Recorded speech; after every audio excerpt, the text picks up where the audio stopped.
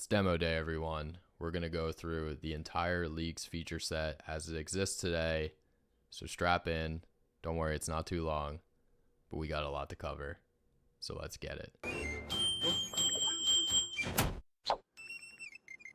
Hey everyone, it's Mike from TourneyBit. Big day today, big demo today. We're going to go through leagues end to end, the alpha release, the V1 release, the MVP release, whatever you want to call it. And this is to give you the opportunity to give some feedback as we continue on this league's journey together. So this is the league's view. So here you can obviously create a league. So create new league. You add a display name, an official name, which is kind of a longer name with a title sponsor or just the official kind of legal name of your league, and then a description, which may be displayed somewhere down the line. Right now it's not used. I already have this big demo day league created. So a season is where all the competition action happens. So you can break this down however way you want. You can break it down like fall 2026, spring 2027, number them.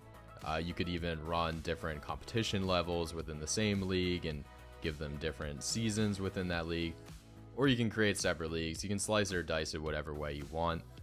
It's not very opinionated in how you actually structure this thing, but just know the season is where the competition happens. It's where the match schedule is. It's where you actually register players, and it's where the league standings are. So I'll just call this new season. So down here we have the season structure. This determines how your matches are actually put together for the season.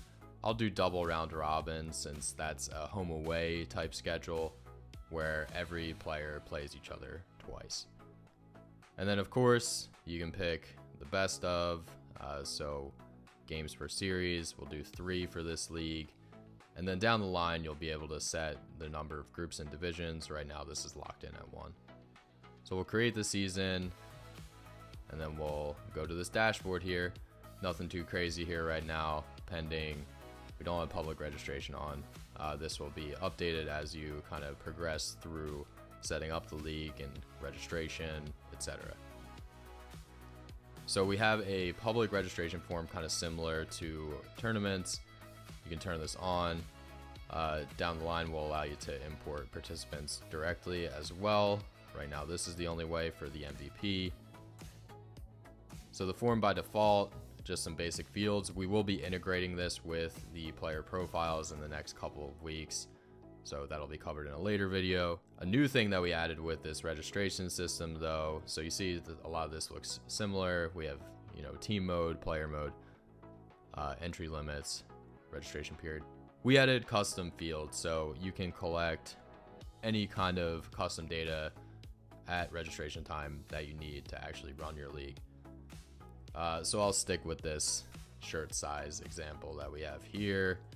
I just want to point out too, there's multiple types of fields supported. So you can have a text field, a drop down with options, a number, or a yes no checkbox type question. And you can make it required if you want to. Okay, cool. So now we have this t-shirt size here on the player registration form, and you can update this as registration progresses as well. Just keep in mind you'll miss out on collecting that data from anyone who registered before you added it. All right, let me kind of speed through getting some players here. Okay, so I added some players here. You notice there's this little accordion type thing here where you can actually see the custom response data. So anything that you're collecting, you'll be able to reference, and eventually you'll be able to export this as well. Let me add these to the actual season real quick. Okay, so we have 4 players for this season. Time to actually generate the schedule. So we'll go to generate schedule here. You see this format comes back. It's locked in, but eventually this will be editable here as well. There's 2 scheduling methods. So when I say scheduling method, I mean how the dates are actually and times are actually chosen for the matches themselves. So we only have 2 supported right now: weekly, which is like a league where you only play on Tuesdays and Thursdays, for example, and then manual, which is you just set them yourself. So we'll do weekly. and then you get this nice little weekly selector down here. So I'll say Tuesday 7 p.m. to 10 p.m. and then Thursday 7 p.m. to 10 p.m. as well. So this scheduling method is meant to be modular. So if there's another way that you have in mind for auto scheduling matches in your league, let me know. We can talk about it and see if we can add it here. All right, so I just hit build schedule. We have the actual matches here generated from the players and the scheduling method. So you see these dates are set automatically by the weekly method. I picked Tuesday and Thursday. This is Tuesday and Thursday of this week, and then so on and so forth through the weeks of the league. And of course, you will be able to manually override these in the future. Okay, and then let's say we want to run one of these matches. Let's say it's match time, players are ready, we're about to compete. You have similar controls to if you were running a tournament. So you have score controls. We chose best of 3, so you have 3 games here. You can set the score. A new thing you can do is you can mark things final. This is for automations around actually finalizing games.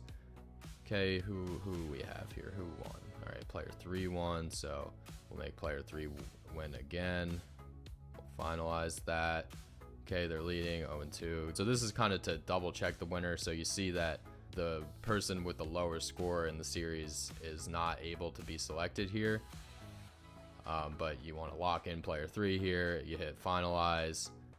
Bam, they have the crown. They won the series, and now it's actually contributing to the standings. So let me go through and just mark some of these real quick with scores, so that way we can look at the results. All right, now we're looking at the results of the league. You see this looks pretty similar to how it looks for tournaments. We did add streaks, so now you can see the current streak and the longest streak of each of your players. This eventually will be able to be exported as well. Right now, this is updated as you actually finalize matches, so you can see this update as your league progresses. So that's the end of the league's demo and of this update. Now it's your turn. Get in here, play around, see if this is what you actually need to run a league, and let me know. Give me the feedback. We're still actively building this out. This is just the start.